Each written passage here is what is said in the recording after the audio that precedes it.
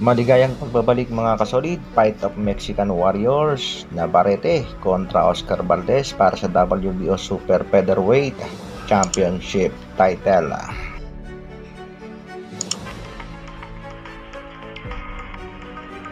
Para sa ating unang mga balita, Shakur Stevenson ang boksingerong iniiwasan ng nakararami sa kasalukuyan. At para sa kalaman ng lahat, itong si Shakur Stevenson ang nagbigay ng unang talo dito kay Oscar Valdez.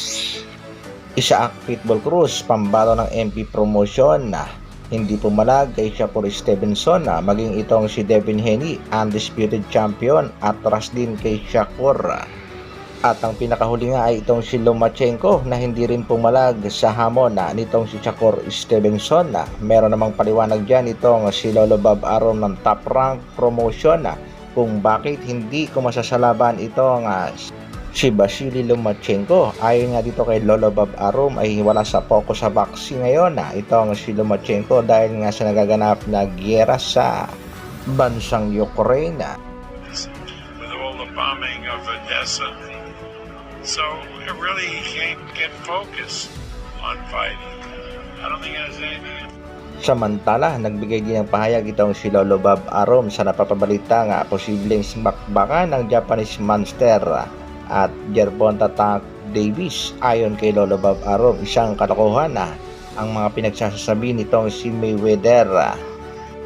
Dagdag pa ni Lolo, malabong mangyari ang bakbakan dahil hindi papayag na lumaban itong si Naoya Inoue dito sa tinaguriang tangke na si Gervonta Tank Davis. Isang patunay na naman na naiiwas talaga ni Lolo ang kanyang alaga sa malalakas na fighter.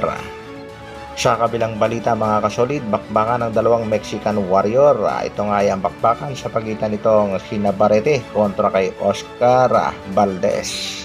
Si Navarrete nga ay tumimbang ng 130 pounds, samantalang itong si Oscar Valdez 129.8 pounds naman ang nakuhang timbang.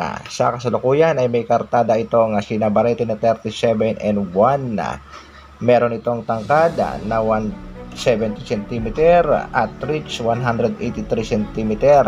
Kasalukuyang WBO World Super Featherweight Champion samantalang si Valdez 31-1 may tangkad na 166 cm, 168 cm naman ang reach. Panoorin natin mga kasolid ang ilang fight highlights sa laban nitong si Oscar Valdez na kung saan volume puncher talaga mga kasolid, malakas at magaling din sa laban. Kaya nga naman sa kasalukuyan ay yamado itong si Oscar Valdez pero hindi rin naman patitinaga itong si Emmanuel Navarrete, isa ring volume puncher. Kaya nga mas marami sa kasalukuyan ang pumapanig dito kay Oscar Valdez ay dahil nga sa huling laban na itong si Emmanuel Navarrete, hindi nga daw maganda ang naging performance na kung saan pinabagsak nga siya ni Wilson. Kayo mga kasolid, sino ang bet nyo sa laban? Ito bang si Emmanuel Navarrete o ito nga si Oscar Valdez? Para sa akin mga kasolid, I'll bet on Oscar Valdez.